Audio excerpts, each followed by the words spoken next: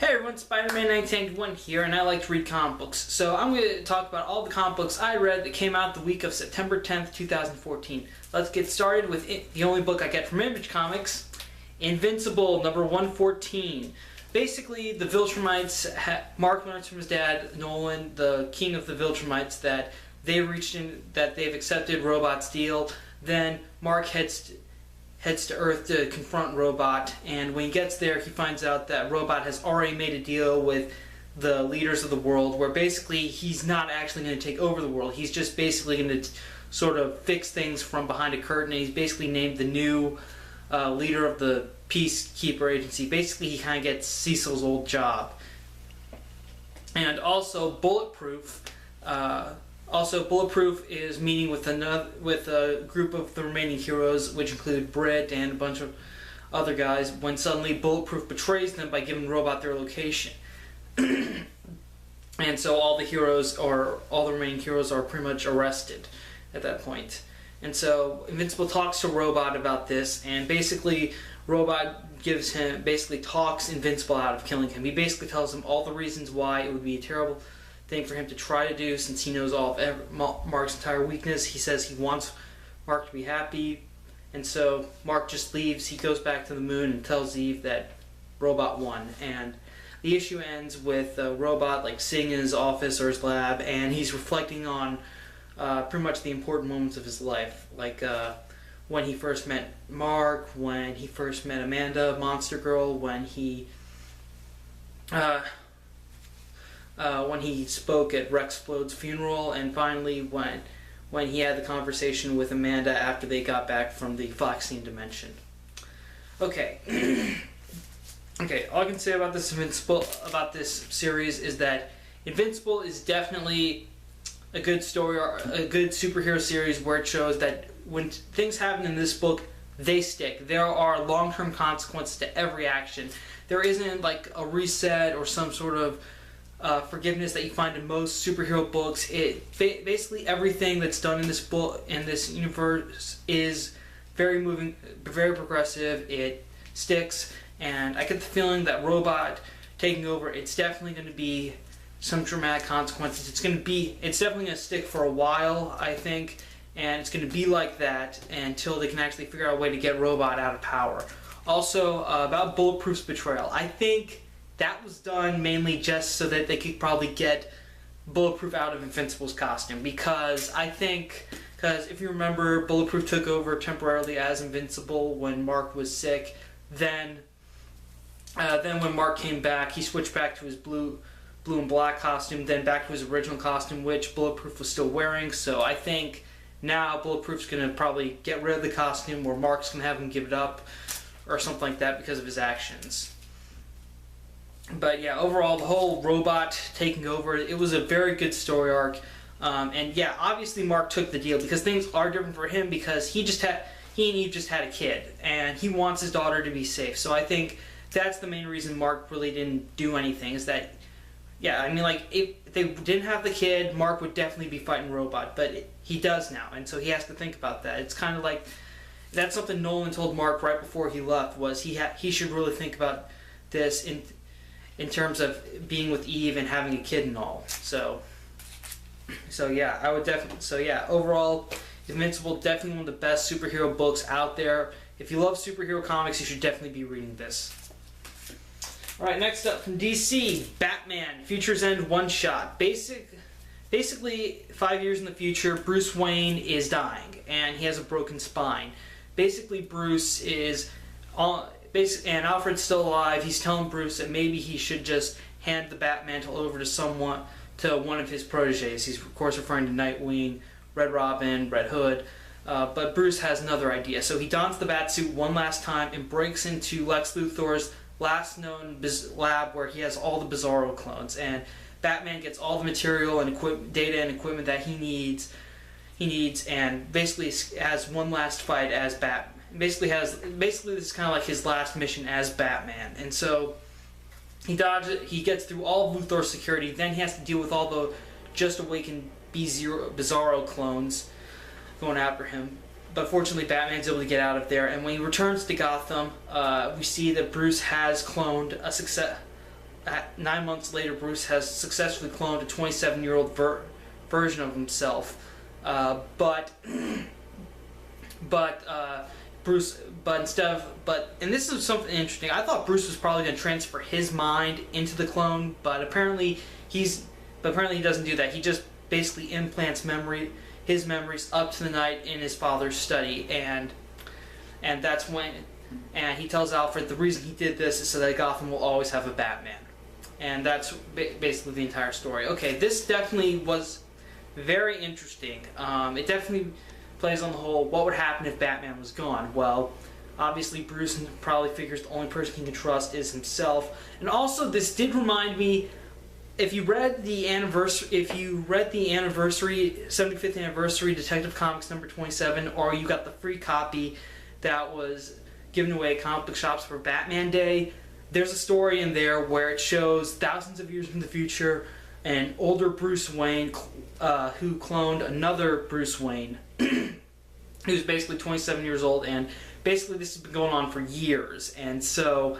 this is kind of like a prequel to that story, and I thought that was great. I thought that was definitely a good way to tie Future's End into one of the stories that was given in the 75th anniversary issue of Batman. I thought that was great, very nice. If you like that story about the future where Bruce has cloned himself, but he does give but eventually the clones do have a choice whether they want to stay and become Batman or they can leave. Most of the clones do stay. Decide to stay and become Batman, but this really did feel like a prequel to that. Also, the whole Batman cloning himself so that Gotham will always have a Batman that will be Bruce Wayne. It did remind me a little bit of the Justice League Unlimited episode epilogue, where Terry McGinnis finds out that he's technically Bruce Wayne's son through altering his father's reproductive genetic material into that of Bruce Wayne's.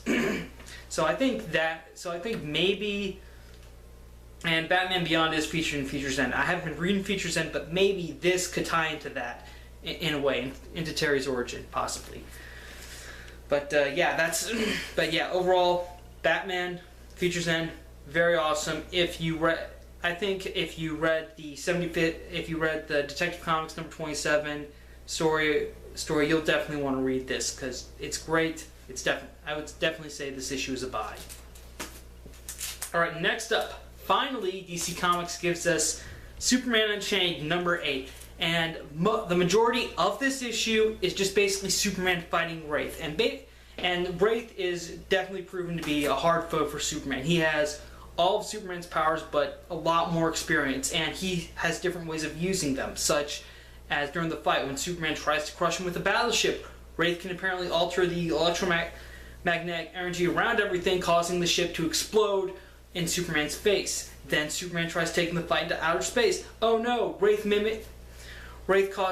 uses his powers to change his energy signature to match kryptonite, send Superman back to Earth. But Superman gets another idea. He leads Wraith to their final battleground, the center of the Earth, where basically apparently Wraith's, being in the center of the Earth, as Superman explains it, weakens the electromagnetic connection around everything, which causes Wraith's powers to work in a limited capacity. So it's just basically the two of them going at it with super strength. But fortunately, Superman gets the upper hand on Wraith because he's had experience fighting alone. Wraith, he's had an army backing him up. He's not that good with hand-to-hand combat fighting himself, which is very odd. But the way the fight is presented in this book, the way it's drawn, it's amazing. It really is well done. And then after Superman beats Wraith and leaves him there, he flies back to the Fortress of Solitude, where suddenly the crystal that Lois gave him suddenly activates and causes some sort of electromagnetic pulse. And then Jimmy Olsen shows up, because he was teleported there by Lex Luthor, apparently. And the device that Luthor implanted on Jimmy Olsen way back in Superman Unchained number 4, I believe, activates, and it's a message it's a holographic phone call from Lex Luthor. He basically says, the crystal that was activated was a signal for an invasion of alien ships coming to Earth, who basically are coming to Earth to sort of take over because the equation that Wraith provided the U.S. Army, which led to the planet Earth having power and stuff, is now basically signaling them like, now it's time to come to Earth and take over. And Luthor says that the only way they can beat these aliens is if Superman turns himself into injects himself with enough solar energy that Luthor harvested from his apparently mini solar tower. It is basically for Superman to inject himself with solar energy and overload his body so that he'll basically be a giant bomb and take them all out. Alright. Like I said, this issue has a lot of action, and I can think of And Jim Lee, he's a fantastic artist. I love his work. He does a really good job drawing the fight scenes between Superman and Wraith, especially when we have this 2-page spread where Superman we have Superman on one side, Wraith on the other, in the center of the Earth. That was one of my favorite shots in this issue. Also, the way they brought back Jimmy and Luthor in this issue was also good. Also good because I almost forgot about them way back, because I remember they had Luthor attaching that thing to Jimmy Olsen in like issue 4, and I thought, wait, what's Jimmy gonna do? What's Luthor doing to Jimmy? And we didn't really see enough of that. Well, partially because this series was delayed. Then finally, they bring him back, and in a big way. In this case, Luthor telling Superman that they can stop him, and this is classic Luthor. He wants Luthor trying to save the day, but also trying to kill Superman at the same time. Also, Superman turning himself into a bomb of solar and overpowering himself with solar energy does kind of remind me a bit of All-Star Superman. Okay, yeah, but overall, Superman Unchained, very nice issue, full of action, which I think Jim Lee does a good job capturing. Lex Luthor is back, and the way Scott Snyder writes him, I think he does a good job on that. Unfortunately, though, this series is... Hopefully, the final issue will be out next month, and the series will be over by then. And let's hope that when DC decides to reprint this as a trade collection, they include all 9 issues in one volume, because I think that's probably their best option at this point. But yeah, you can probably go back, read the first 7 issues, then come back, then check this out, or really, you could probably just wait for the trade, which might be a little easier. Okay, now it's time for Marvel with Amazing Spider-Man number 6. Basically, where we last left Spider-Man, Black Cat was about to unmask him on the Fact Channel, hosted by J. Jonah Jameson, and Jameson is basically saying, "Here he is, Spider-Man unmasked!" And yeah, Black Cat does pull off Spider-Man's mask, but no one can see it because Jonah is basically blocking the entire shot on camera. That's the one thing that prevents him. Jonah's ego is basically, or rather the size of his head is basically preventing it. That was pretty hilarious. Anyways, Silk saves Spider-Man, gets him out of the station. Then they kind of regroup at Peter and Anna Marie's apartment, and Black Cat and Electro then decide to go and attack the Parker Industries demonstration of their containment device, which they built to help contain and depower Electro. So Black Cat and Electro infiltrate the demonstration. They knock out the guy who's supposed to be representing Electro, so Electro could actually go into the device, into the prison, which Black Cat plans on reversing the process, so Electro is even more powered. Fortunately, though, Spider-Man and Silk, Peter and Anna Marie were on their way to the demonstration with Silk as well, and so they change into their superhero suits and take on Black Cat and Electro. Mostly Spider-Man and Silk have to contain Electro and get him out of the prison. Otherwise he'll die from overdose of power. And so basically Spider-Man basically the device does destroy itself, but they're able to get Electro away from it long enough to completely depower him.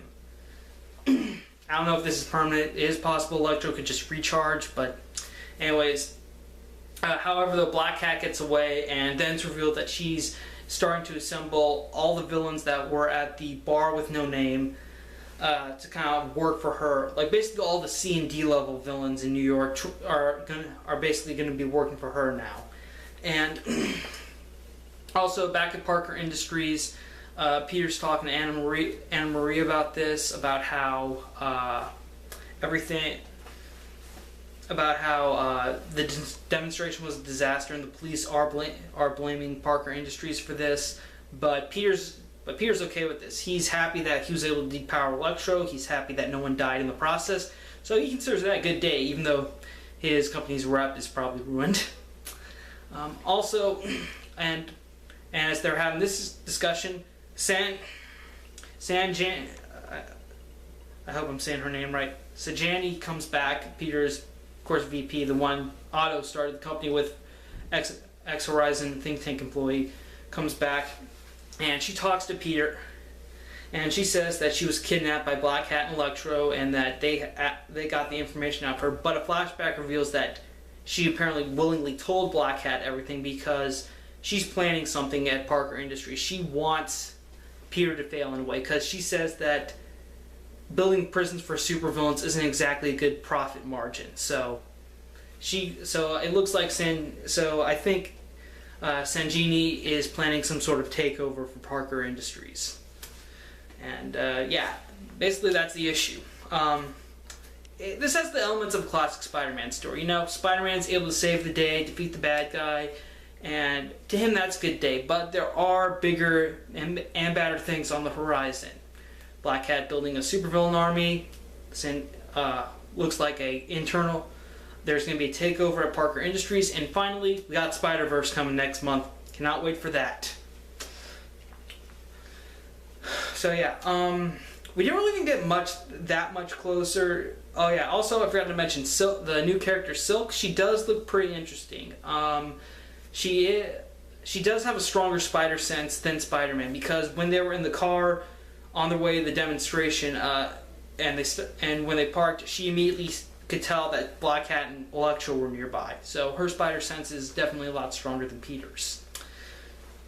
Also at the end of the issue, she takes an open internship at the Fact Channel so that she can basically try and track down her family who went missing ever since she was taken in by Ezekiel.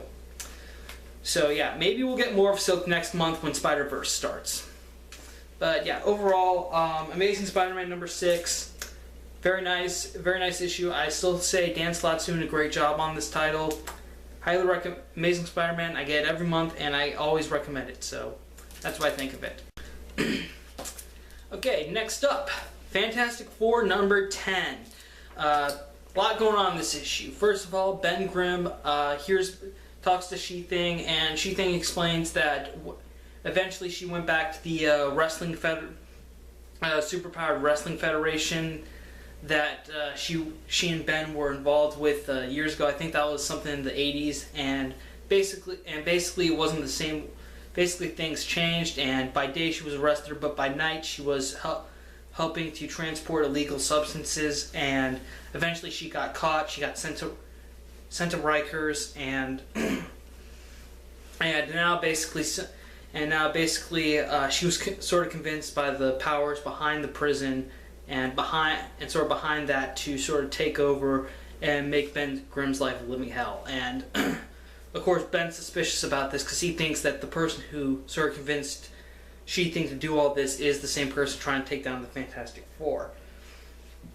Also back in New York, Wyatt Wingfoot tries to talk to Johnny Storm about this whole endless cycle of partying that he's doing in a very self-destructive manner, but Johnny doesn't listen and he blows off Wyatt. Also, Sue Storm leaves New Eden to go break into a shield warehouse and steal one of the Fantastic Four's planes to go to Latveria.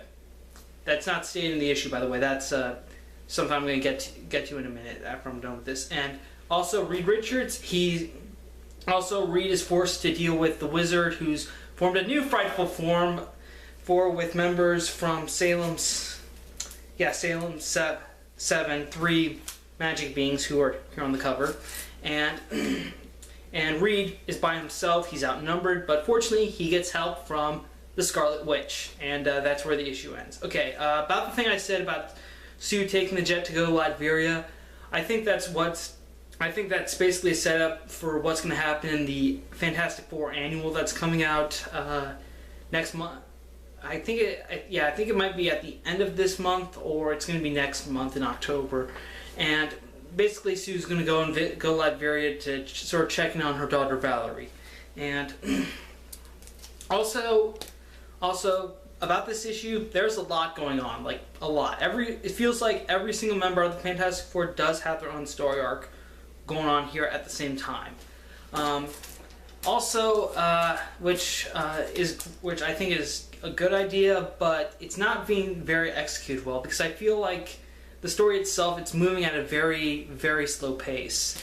And I think that's something that I think people will probably be better off getting this series when it comes out in trade paperbacks rather than getting every single issue. Also, we still have no evidence at all or any indication about who's trying to take down the Fantastic Four. We really don't. There's like nothing given. All we know is that someone's just hiring people to help destroy the Fantastic Four. There was She-Thing, there was the Wizard. Wizard also states that someone hired him, saying that there was more money in making Reed suffer than trying to steal stuff. And so, we really have no indication about who this could be.